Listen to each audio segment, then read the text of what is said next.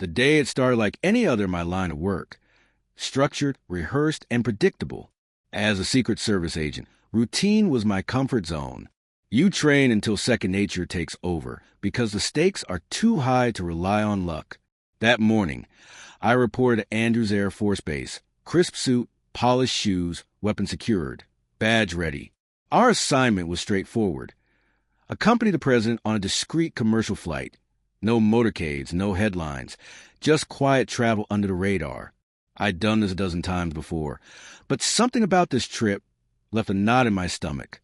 Could have been the weather, or maybe just the weight of knowing that even one lapse in judgment could rewrite history. The terminal buzz like any other.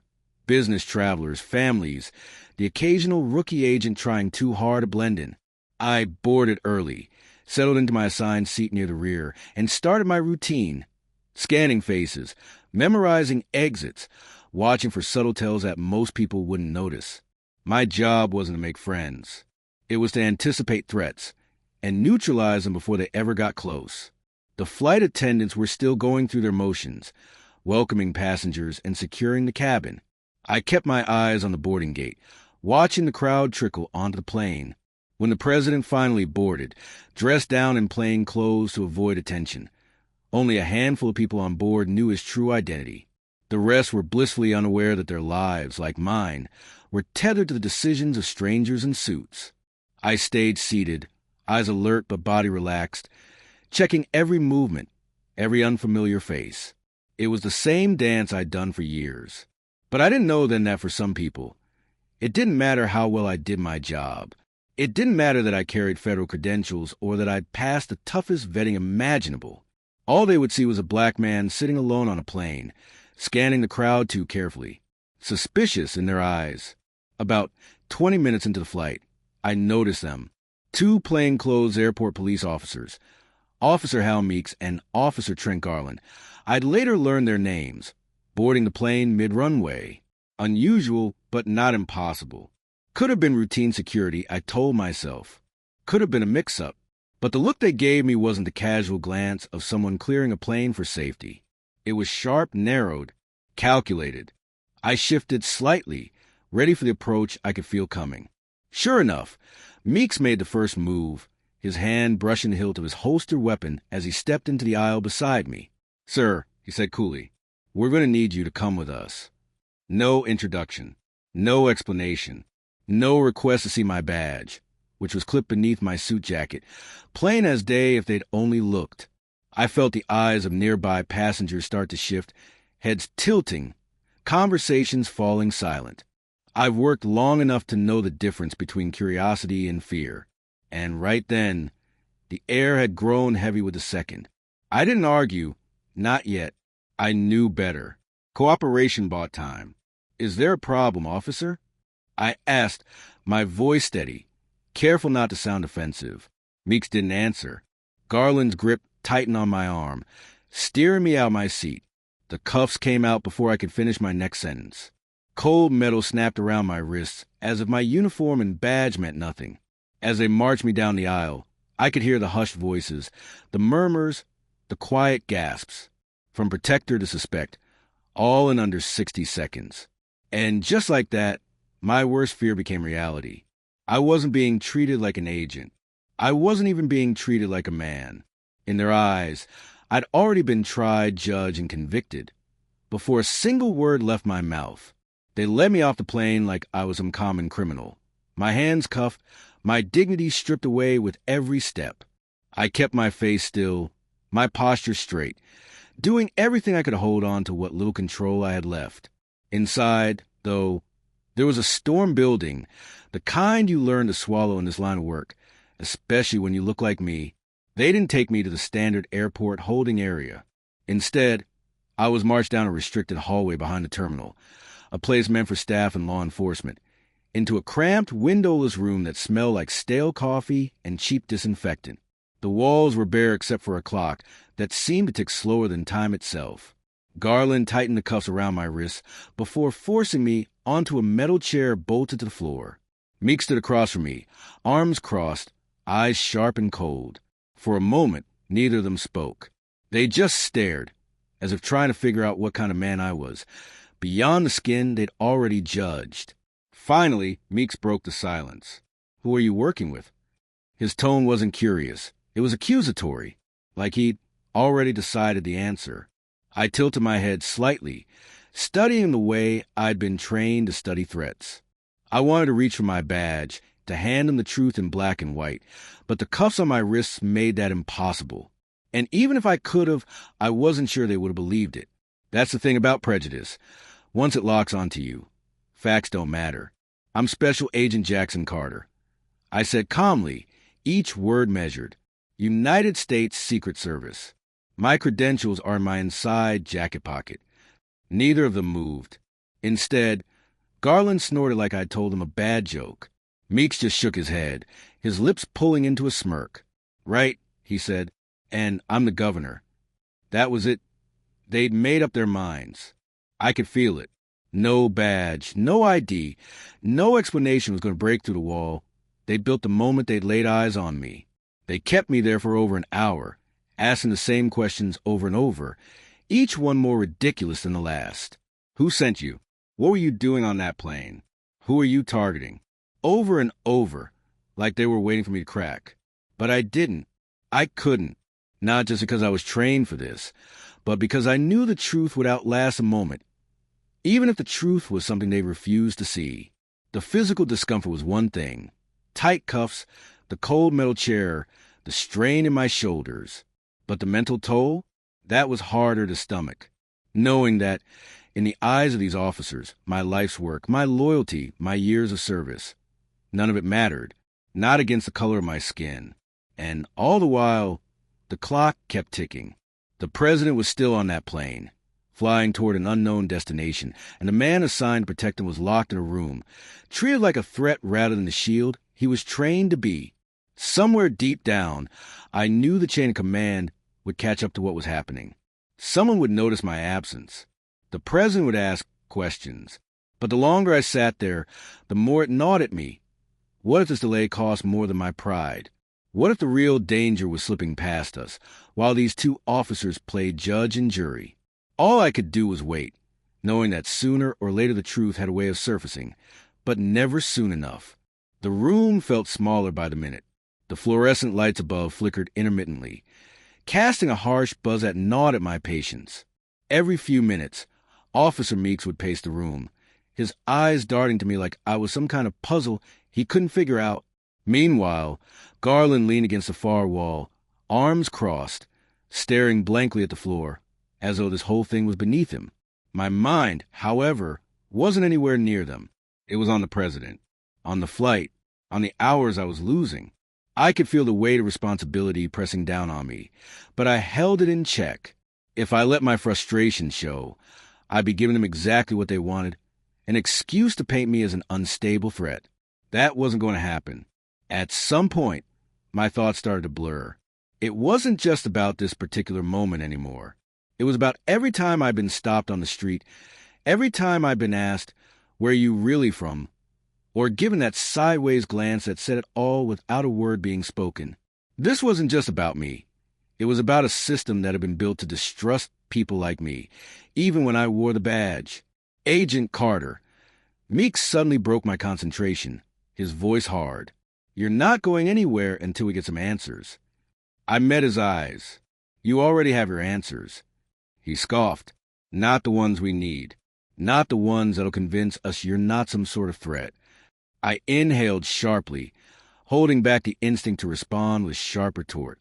Meeks was fishing for something, trying to make me react, trying to provoke a slip, and I wasn't about to give him that satisfaction. "What is it you think I am?" I asked, my voice quiet, but carrying the weight of every hour I'd spent locked in this room. A threat because I'm wearing a suit? A threat because I'm black and walking through a terminal? Because you decided I don't belong here, in this place, with this job? I watched as the words hit him. His eyes flickered briefly, betraying a hint of uncertainty before he masked it with an attempt at control. "Watch your tone," Garland warned from the corner, his voice low and flat. But I could see the unease in his stance, his fingers drumming against the arm of the chair. They were losing their grip on this situation, and it was clear Or what? I asked, lifting an eyebrow. You'll throw me back in that chair and call it interrogation? The sarcasm dripped from my voice like honey. Enough. Meeks snapped, cutting me off before I could say anything else. But I could feel the walls around him starting to crumble just a little. A few minutes of tense silence passed. Meeks glanced at his watch, then exchanged a look with Garland.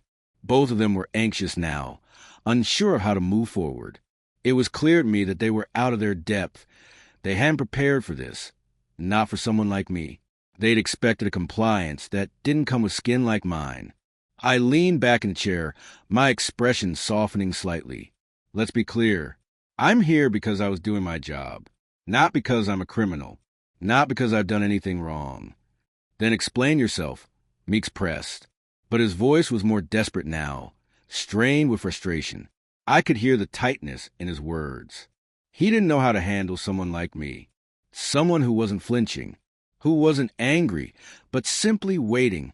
I could have told him everything right then about the meticulous planning, the hours of briefing that came before every detail of the mission. I could have handed them my credentials and let them verify who I was, but I knew they wouldn't care. This was about more than my identification. It was about the assumptions they had made, the assumptions that had led to this moment. I sat still, not letting them see how much I wanted to just snap, to put them in their place and demand that they do their damn jobs. But I knew that would get me nowhere.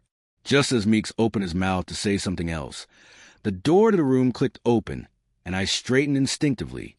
A figure appeared in the doorway. It was a man in a sharp suit, flanked by two others in uniform. Secret Service agents who'd been assigned to the president's detail. My first instinct was relief, but that quickly turned to confusion. What was taking so long? I'd been here over an hour, long enough for someone to notice my absence. The man in the doorway wasn't anyone I recognized at first, but the two Secret Service agents behind him were familiar. They were the backup team I'd worked with before. Is Agent Carter here? The man in the suit asked. Right here, Meeks said, gesturing to me with an almost condescending flick of his hand. The man walked into the room, his expression unreadable. I caught a flicker of recognition in his eyes. He knew something wasn't right.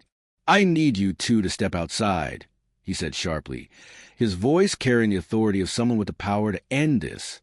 Without a word, the two officers complied, though not without exchanging an uncomfortable glance. Once they were gone, the man walked over to me. I stood slowly, and he offered his hand, firm but with a quiet apology in his eyes. I'm Director William Harding, he said. We've been looking for you. I shook Director Harding's hand, his grip firm but not overwhelming. There was something calming about his presence, the way he carried himself with a quiet authority, not like Meeks or Garland, who had been trying to play the game of power with every question and gesture. Harding didn't need to prove himself. He motioned for me to sit as he took the chair opposite me. The moment the door clicked shut behind him, the tension in the room shifted. This wasn't about interrogation anymore.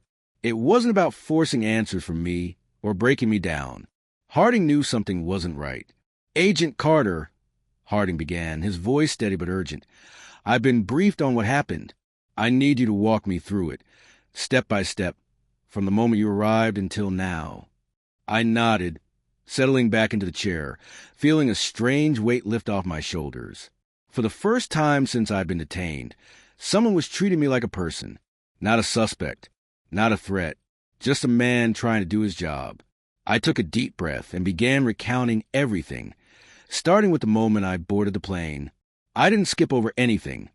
Not the looks I had received from passengers, not the cold stares from the security officers of the terminal, nor the sharp words that had echoed in the hallway as I had been escorted to this room. Harding listened intently, his expression remaining neutral, but his eyes never left me. When I finished, he was silent for a moment, letting the weight of what I'd said settle between us. So, this is how it went down, Harding said quietly, as if confirming the events in his own mind. Two officers, Garland and Meeks, decided to detain you based on what exactly? Based on the fact that I looked like I didn't belong. I replied, my voice low but steady. I had no reason to be there in their eyes. A man in a suit with a badge they didn't recognize. walking through a high-security terminal. They assumed I was a threat before I even had a chance to speak. Harding's face tightened with anger, but he didn't raise his voice. This should never have happened. We're supposed to protect those who protect us. They knew better. I looked down at my hands, still cuffed despite the fact that the interrogation had clearly shifted. They didn't know anything, Director. They didn't even give me a chance to explain. Harding paused, taking in the frustration in my tone. It's not just about what they did, Carter. It's about what they failed to do. They failed to see you as one of us. And now we're dealing with the fallout. But right now, we need to focus on getting you back to your post. The president can't wait any longer. We've delayed enough. The mention of the president jolted me back to the task at hand. I couldn't shake the feeling that somewhere in all of this, I was failing him, that by being detained in a room like this, I was falling short of my duty.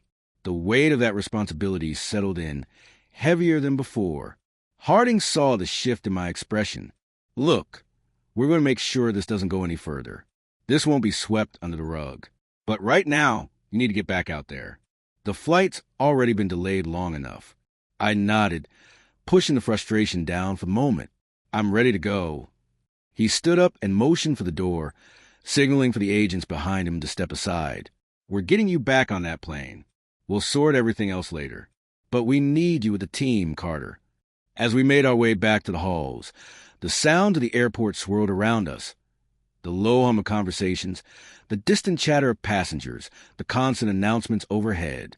It felt surreal, like I was returning from a world that hadn't been mine. We passed the security office, where Garland and Meeks were standing in silence, their posture stiff and uncomfortable. They didn't meet my eyes, and I didn't make them. The damage had already been done, and the truth, though slow to surface, had already started to unravel. Director Harding kept his eyes forward, not acknowledging them either, but I could feel the tension in the air. Meeks and Garland knew what they had done. They didn't need to hear it from anyone else. The weight of their mistake was something they'd have to live with, and that, in a way, was more punishment than anything I could say. We arrived back at the plane, where the crew and the passengers who had witnessed the earlier drama were still milling about. The looks they gave me were different now. Less curiosity, more understanding. A few offered subtle nods of respect as I walked past, and for a moment I felt a glimmer of relief. They were all watching, not in judgment, but in acknowledgement. I hadn't lost them. Harding gave me a brief nod before stepping away to talk to the flight crew. I made my way back to my post, though my mind kept drifting back to the events of the past few hours. The interrogation, the humiliation, the judgment, but most of all, the silence I had endured.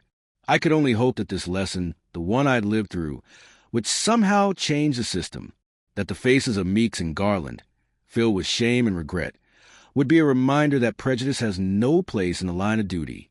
And maybe, just maybe, it would be a small step toward something better.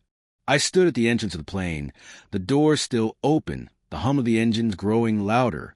The crew was preparing for takeoff, and the passengers, unaware of the drama that had unfolded just hours ago, were settled in their seats. Yet the moment I stepped onto that aircraft, I felt a shift. The chaos of the terminal, the interrogation, the humiliation, it all faded into background, replaced by the singular truth. I was back where I belonged. But the truth also remained that everything I'd been through wasn't just a personal wound. It wasn't simply about my own dignity being tested. This wasn't just about being wronged. This was about how those who swore an oath to protect, to serve, could lose sight of the very values they pledged to uphold. The cabin crew greeted me quietly, offering nods of acknowledgement, but there was a sense of unspoken tension still lingering. Everyone knew something had happened. The news of my detainment had spread quickly, no doubt making its way into whispers among the passengers. But there was no room for that right now. There was no time for the story to leak or for opinions to form. I had a job to do. I moved toward my seat in the back, next to the other agents, who had been working tirelessly in preparation for the president's arrival. They all looked up, noticing my return. I could feel their eyes on me, but no one spoke. They didn't need to. It was clear that I was back, and that was all that mattered. But the quiet understanding between us was disrupted when Director Harding reappeared. He stepped onto the plane, his face showing the usual composure, but with an underlying current of urgency. He approached me directly, his tone soft but firm. "Agent Carter," he began, "the president is aware of everything. He's disappointed, but he understands. He's grateful you're here." He paused, scanning the cabin before continuing. "We'll be reviewing this entire situation, every part of it. There will be an investigation, and things will change." I nodded, unsure whether to feel relief or frustration. It wasn't enough, I knew that. Knowing that there would be an investigation was important, but it didn't change the reality I had lived through. It didn't change the racial profiling, the assumptions, the pressure, and the way my professionalism had been tested and found lacking by people who hadn't even bothered to look at my credentials before making their judgment. The engines roared louder, signaling the final stages of preparation for takeoff. Harding's eyes softened for a brief moment. "You did good. I know this wasn't easy." "Did I?" I muttered under my breath, more at myself than to him. I'm not sure how good it was. Harding's expression was unreadable, but the slight tilt of his head spoke volumes. I wasn't the first agent to face this kind of challenge, but I had certainly felt the sting of it more personally than most. There was no rule book for the kinds of tests I just endured. No training for this. It was one of those harsh realities no one talked about, not in the offices, not in the briefings, not in the field. But now, all I could focus on was the duty in front of me, the president, the mission, the protection of lives. As the plane took off, climbing into sky with a smooth, steady rhythm, my thoughts drifted back to Garland and Meeks. They had their own path to walk now. They had learned their lesson, but at what cost? How many others would face the same fate if they didn't? I was still reflecting on that when the intercom buzzed to life. The president's voice echoed through the cabin, steady and reassuring. "Thank you all for your service. We've been through a lot today, but we're still on track. Let's keep this mission as focused as ever." His words were simple, but they carried weight. I stood up, moving toward the cockpit to check in with the flight crew. As I passed through the aisles, a few passengers gave me respectful nods. There was no need for them to know the details. But as I walked, I realized that the real challenge was far from over. The real test was the work ahead of us. Protecting the president, maintaining the integrity of the mission, and making sure that what happened today wouldn't happen again. When I finally reached my post, standing by the door, I locked eyes with the others on the detail. They didn't need to speak either. They knew we had each other's backs. The events of today would fuel our work. The lessons learned would strengthen our resolve. The rest of the flight passed in silence, the steady hum of the aircraft a constant reminder of the duty we were tasked with. There was no time to dwell on the past, no time to reflect too deeply. This was about the here and now, the future, and as the sun dipped below the horizon, I stood tall, my badge once again a symbol of pride, even if it had taken me some time to feel that way again. Epilogue asterisk. The days that followed were filled with investigations and reports. Garland and Meeks were placed under review, and the incident made headlines. But it wasn't about me. It was about how we as a nation handled such moments. It was about the people in power learning to do better, about systems being held accountable. As for me, I did my job. I always did. But now, I knew more than ever that my badge didn't just stand for security. It stood for accountability. And if anyone needed a reminder of that, I was ready to make it clear.